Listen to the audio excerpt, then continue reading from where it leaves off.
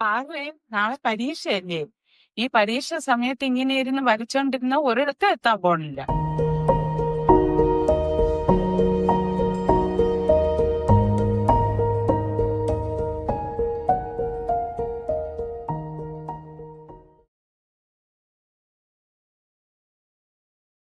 മാം അപ്പോൾ സ്കൂളിൽ തിരിച്ചു പോകുന്ന വഴിക്ക് ഇംപ്രോപ്പർ വേസ്റ്റ് മാനേജ്മെന്റ് കണ്ടായിരുന്നു. അപ്പോൾ അതിന് എന്തെങ്കിലും ഫർദർ പ്രൊസീജിയേഴ്സ് എടുത്ത് വേസ്റ്റ് മാനേജ്മെന്റ് ഡെവലപ്പ് ചെയ്യാനുള്ള ഒരു ഐഡിയ ഉണ്ട്. അപ്പോൾ മാമിന്റെ ഫർദർ സജഷൻസ് എന്തെങ്കിലും? വളരെ നല്ലൊരു ഇനിഷ്യേറ്റീവ് ആണല്ലോ. നമുക്കിപ്പോ ഗവൺമെന്റിന്റെ ഒരു പ്രൊജക്ട് ഉണ്ട് YIP എന്ന് പറഞ്ഞിട്ട്. അപ്പൊ അതില് നിങ്ങൾക്ക് സൊസൈറ്റിയിലുള്ള പ്രോബ്ലംസ് സോൾവ് ചെയ്യാനായിട്ട് ഗവൺമെന്റിന്റെ ഒരു ഇനിഷ്യേറ്റീവ് ആണ്. അപ്പം നിങ്ങൾക്ക് അതിലൊന്ന് രജിസ്റ്റർ ചെയ്ത് നമ്മുടെ സ്കൂൾ ഓൾറെഡി രജിസ്റ്റേർഡ് ആണ്. അപ്പൊ നിങ്ങൾക്ക് അതിലൊന്ന് രജിസ്റ്റർ ചെയ്തിട്ട് ഫർദർ സപ്പോർട്ട് അവർ പ്രൊവൈഡ് ചെയ്യുന്നതായിരിക്കും. എൻ്റെ ഒരു ബ്രോഷർ ഉണ്ടായിരുന്നു. അത് വയ്യായ്പയുടെ ബ്രോഷർ.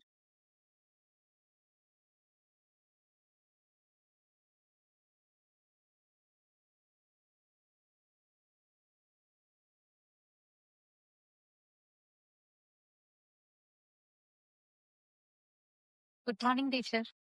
ഗുഡ് മോർണിംഗ് പാർവതി, പറയൂ. ടീച്ചർ, ഞാൻ YIP പോർട്ടലിൽ രജിസ്റ്റർ ചെയ്തിട്ടുണ്ടായിരുന്നു. ഇപ്പൊ ഇനി ഫർദർ പ്രൊസീജിയേഴ്സ് എന്താ ചെയ്യേണ്ടത്?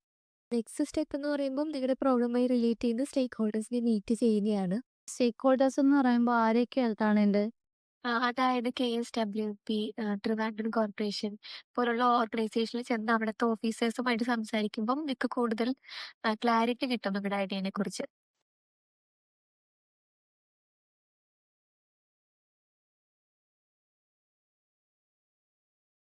May come in sir?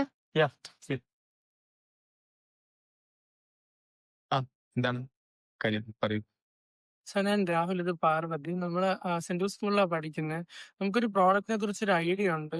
അപ്പൊ അതിനെക്കുറിച്ച് സാറിന് റെക്കമെൻഡേഷൻസ് ചോദിക്കാനാണ്. ബാക്കി പാർവതി പറയും. സർ, നമ്മുടെ പ്രോജക്റ്റ് മെയിൻലി ഫോക്കസ് ചെയ്യുന്ന വേസ്റ്റ് മാനേജ്മെന്റിനെ പറ്റിയാണ്. അപ്പം നമ്മളതിന്റെ പ്രോട്ടോടൈപ്പ് ക്രിയേറ്റ് ചെയ്തിട്ടുണ്ട്. സാറിന് നമ്മളത് കാണിച്ചു.